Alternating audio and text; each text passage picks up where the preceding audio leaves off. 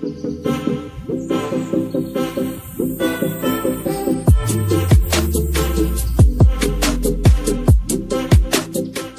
guys, welcome back. I'm joined by the usual suspects. We've got Don from Unbiased Rugby and we've got Rich from Rugby Analyst. Now, guys, we've had a lot of discussion. I know Rich has dropped a Lions team. I've dropped a Lions team. We've had a number of discussions as a group around potential Lions selections. But today what we're going to do is we're going to go through both Lions selections in terms of strategy as well, South African selections, look at strategy, strengths and weaknesses. And then ultimately, I guess what we want to do is really analyze the two teams' strengths and weaknesses and makeup and land on what we think are predictions. And I know we're a long way out. You know, we're a year out from the potential tour. Fingers crossed it still all goes ahead. But, you know, it's a nice time for us to reflect on and see, as we're building towards that series, how we think it might unfold. So what I'll do is let me bring up my selection. We'll use this as the base for the conversation around the Lions. I'll just start for a couple of minutes just running through my team selection, what I thought about the potential line selections. But overall, I thought there were real strengths here in the front row. So I've selected both mobility, but guys that can hold up their end in the front row. We know how good the South African scrum is, so we need guys that can really compete at scrum time. And we need a bit of mobility around the field as well. I haven't necessarily picked who I think is best versus who is second in starters finishes. It's really looking at an 80-minute game. I think Kyle Sinclair is probably one of the better of the props in this rotation, so having him come in that 45-minute mark, I think would be a really strong position. I've gone with two young locks, obviously athletic, you know, full of running and obviously full of youth. So I think these are the two kinds of guys that I'd really like to unleash against a Springboks pack.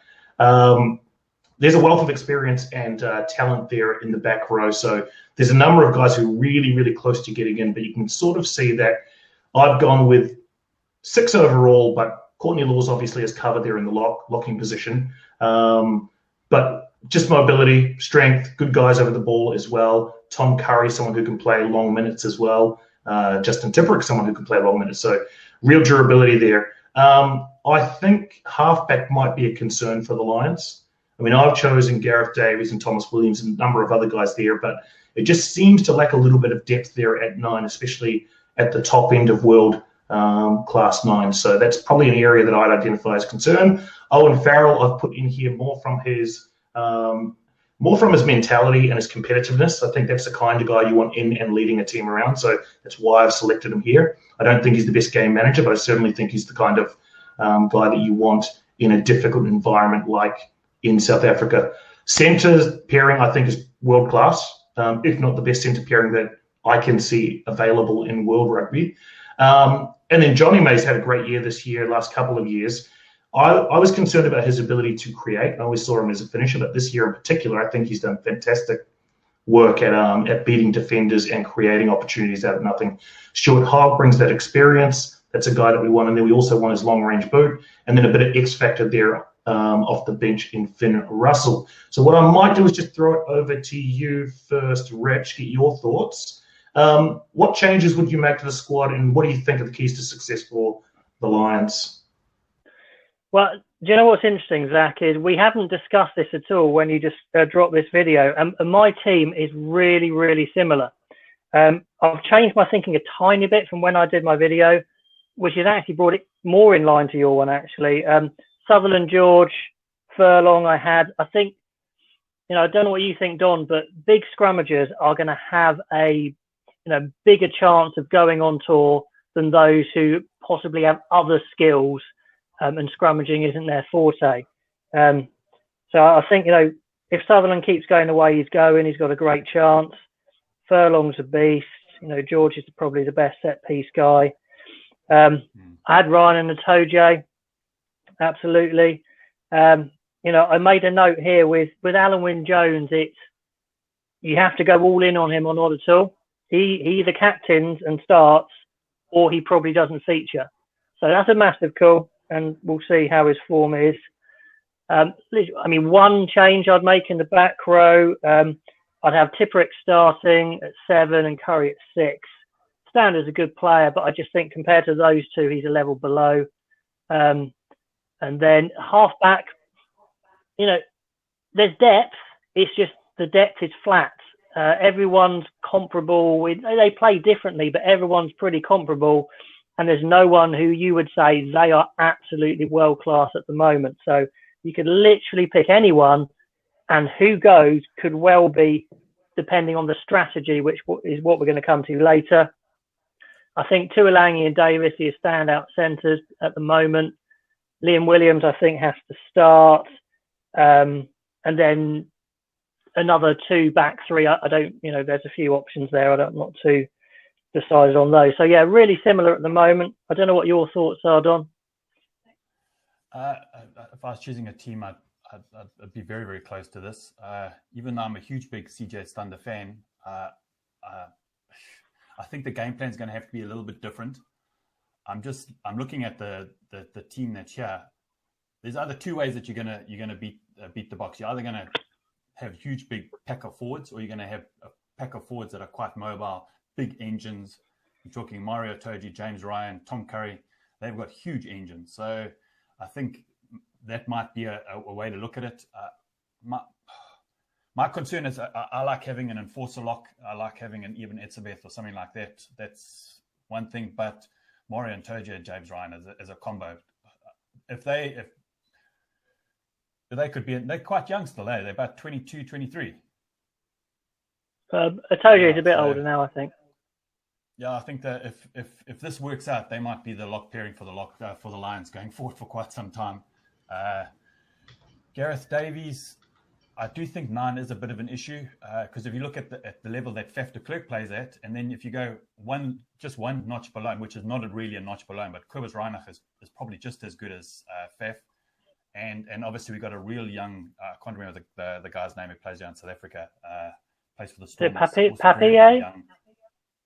No, yes, that's it. And you can see he's built in that same. No, Ambrose Papier plays for the Bulls. No, I'm not talking. There's another guy who plays for the Stormers. I'll remember the name. And he's the heir apparent. I like the centre pairing.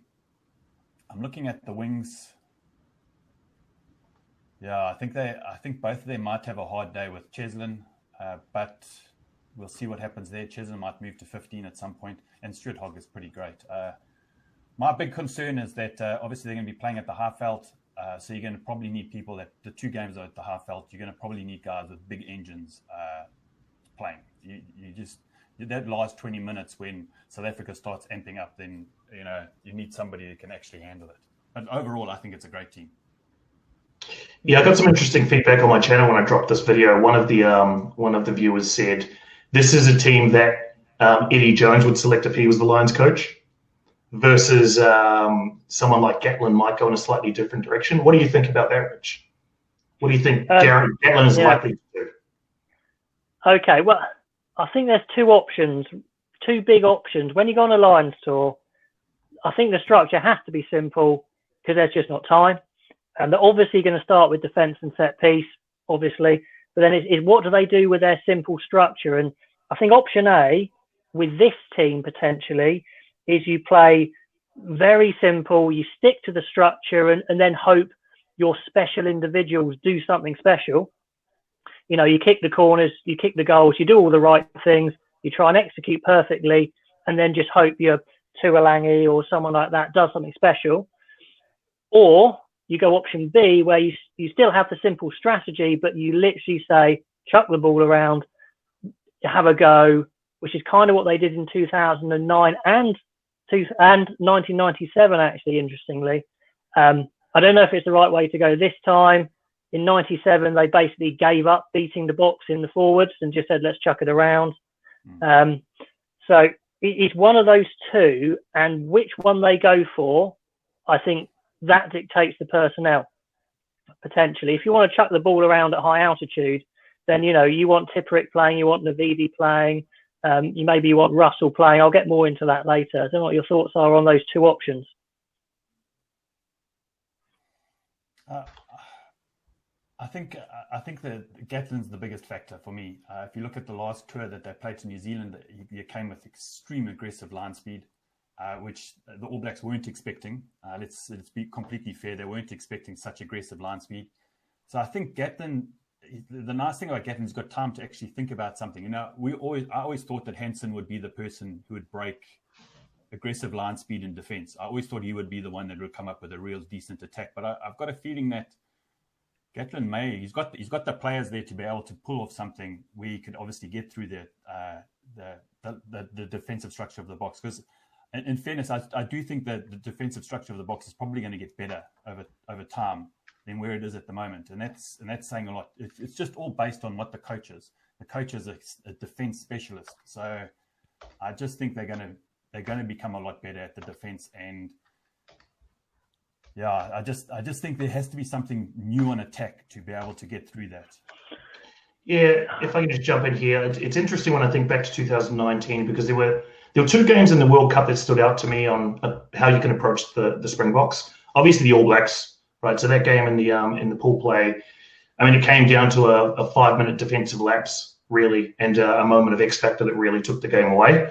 And then you look at the game against Wales in the semi-final. That was more of an arm wrestle, and it showed that, you know, in a patient style of game, you could have some success there. It was a really close game until the very, very end. So two contrasting styles on how you could potentially beat the Boks.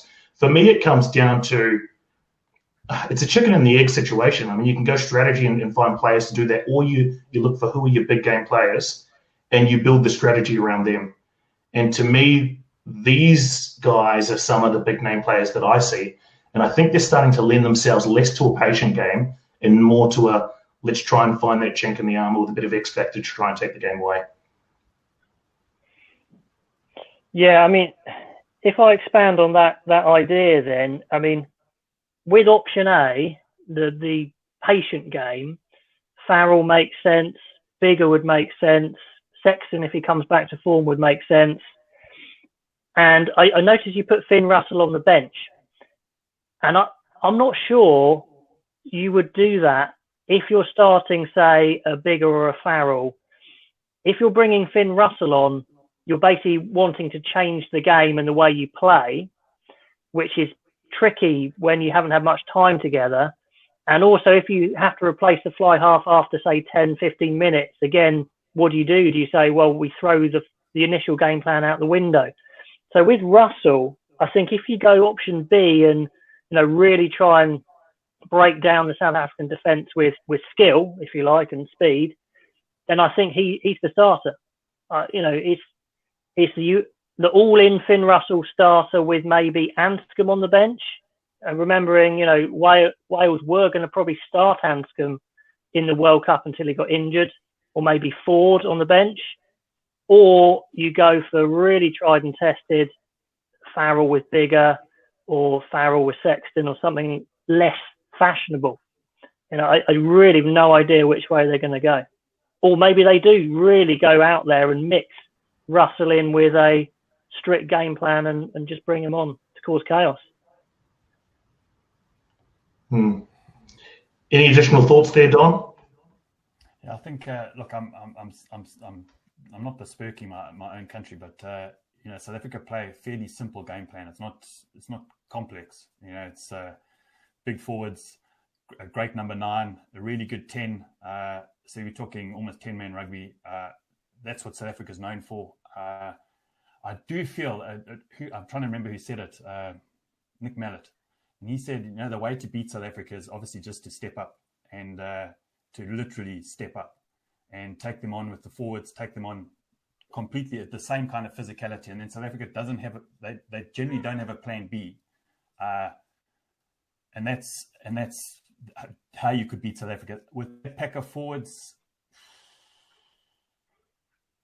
there are a few players that stand up, but yeah, I don't know. I don't know with that. I like to believe. If I may jump in there, I mean, I know media isn't really important to Gatland, but just say the Lions took on South Africa up front with this pack and just came off second best. Not badly, but just came off second best. They played 3 tests like that. They would just be destroyed in the press saying you took on South Africa, their own game, and it was obvious you weren't going to be as good as them. You know, I'm not saying it was the wrong way to go. They could have tried the other way and got beaten worse. But I mean, it's such a high pressure situation. They could still do the right thing and still lose and get destroyed in the media. Yeah, I watched. Very true. I've been watching. They've been having all the Lions games. The last time, I think I watched Test 2. That was played at Ellis Park. The last tour, and the Lions came out extremely physical. It was an extremely physical game, and eventually South Africa ground out the win. I think the Lions just ran out of energy in the last 20 minutes from what I saw. So I hear what you're saying, but I don't know. It's just getting through that line speed to start off with, that aggressive defense. It's either playing up the middle, playing a bit deeper, or kicking. Those are the three options at the moment, and there needs to be something new. Something new needs to be either to figure out what the chink is. It's one of the big challenges for the Lions. I mean, you can look at each of the individual teams in the makeup, and you think, well, it's pretty clear what their DNA is and how they play. In pulling together a Lions team, it's one of the great challenges is how do you get that cohesion in a single game plan. So I don't know if I got the answer myself, but I just think it leans the players at their disposal lean more towards an X Factor style of game, I would think.